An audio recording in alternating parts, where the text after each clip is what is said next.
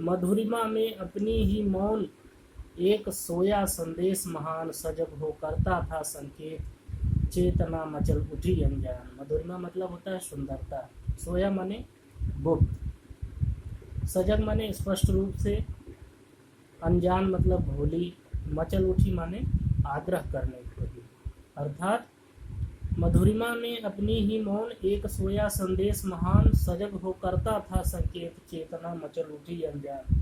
मतलब हिमालय मुझे स्पष्ट रूप से यह संकेत करता प्रतीत हुआ कि उसकी मौन सुंदरता भगवान का कोई महान एवं गुप्त संदेश है। इस विचार के उठते ही मेरा भोला मन उसे अधिक निकटता से देखने लगा।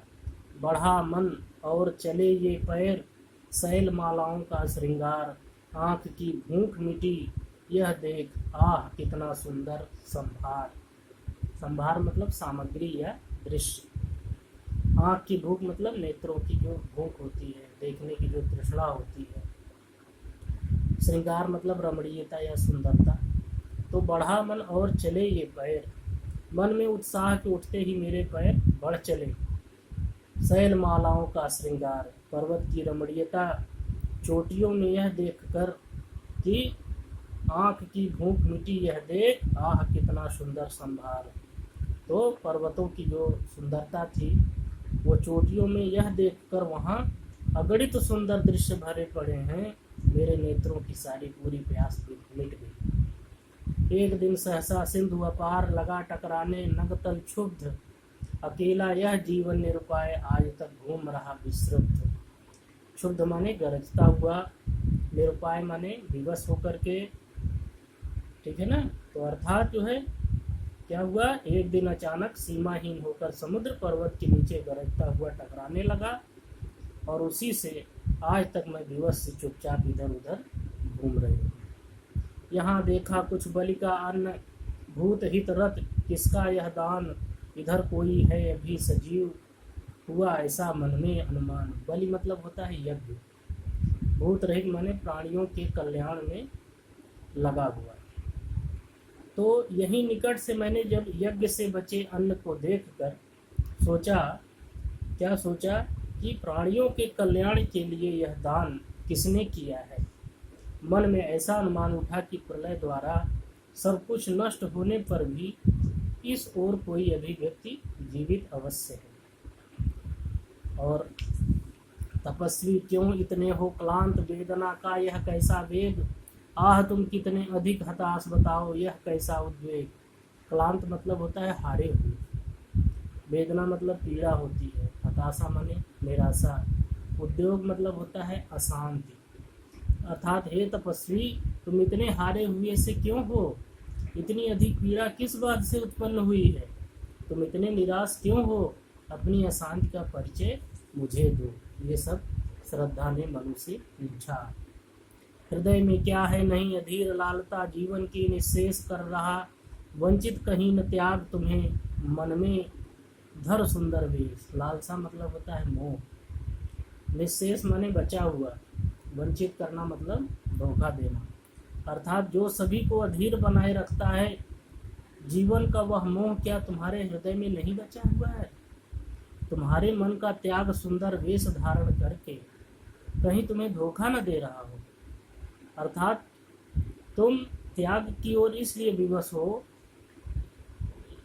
त्याग की ओर इसलिए विवश होकर तो नहीं गए, तुम्हें कहीं प्रेम ही नहीं प्राप्त हुआ। दुख के डर से तुम अज्ञात जटिलताओं का कर अनुमान, काम से झिझक रहे हो आज भविष्य से बनकर अनजान। अज्ञान माने अपरिचित, जटिलता माने झंझट, अनुमान मतलब होता है कल्पना। तुम पहले से ही अपरिचित झंझटों की कल्पना करके उससे उत्पन्न होने वाले दुख से भयभीत हो गए थे, और उसका परिणाम यह है कि आज तुम कर्म क्षेत्र से अपने मुंह को मोड़ रहे हो। तुम नहीं जानते कि जिस भविष्य की तुम कल्पना कर रहे हो या जिससे कि तुम अनजान हो, वह उससे भी भिन्न अर्थात सुखपूर्ण हो सकता है। कर रही लीला में आनंद महाचित, सजग हुई सी व्यक्त, विश्व का उन्मीलन अभिराम, इसी में सब होते अनुरक्त। लीला में मतलब जो सृष्टि का माया रूपी आवरण है, महाचित माने भगवान, अर्थात वो जो विराट चेतना है जो इस सृष्टि का संचालन कर रही है। सजग होना मतलब हृदय में भावना का जगना। अविराम मतलब होता है सुंदर। तो कर रही लीलामय आनंद महाचित सजग हुई सी व्यक्त, विश्व का उन्मीलन अभिराम इसी में सब होते अनुरक्त। ये जो संसार की जो सृष्टि के संबंध में कहा गया है कि ये जो आनंद की सिद्धि के लिए ईश्वर के हृदय में एक दिन यह भावना जगी कि मैं अनेक रूपों में प्रकट हो जाऊं, इसी से यह सुंदर संसार बना रहे और इसीलिए यह सबको इतना प्यारा है। काम मंगल से मंडित श्रेय सर्ग इच्छा का है परिणाम, तिरस्कृत कर उसको तुम भूल बनाते हो असफल भवधाम। मंडित मतलब युक्त, तिरस्कृत माने तिरस्कार अर्थात उपेक्षा, श्रेय मतलब होता है कल्याण, सर्ग मतलब होता है सृष्टि। तो काम मंगल से मंडित श्रेय सर्ग इच्छा का है परिणाम। संसार तो तुम्हारी इच्छा पर निर्भर करता है, जैसा चाहोगे वैसा बनोगे। शुभ कर्म करने से कल्याण होता है, अतः वैराग्यवान होने से तुम इच्छा काम अर्थात काम का तुम जो है क्या कर रहे हो, तिरस्कार कर रहे हो, और परिणाम यह होता है कि तुम्हारा सांसारिक जीवन असफल सिद्ध होता है। सांसारिक जीवन जीने के लिए, ठीक है ना, वो काम अर्थात इच्छा का या इच्छा की पूर्ति होना परम आवश्यक है। दुख की पिछली रजनी बीच विकसता सुख का नवल प्रभात, एक पर्दा यह झीना नील छिपाए है जिसमें सुख गात। पिछली माने जो बीत गई है, पिछली अंतिम। रजनी माने होता है रात, नवल माने नई, झीना माने हल्का, नील माने होता है अंधकारपूर्ण, गात माने होता है शरीर।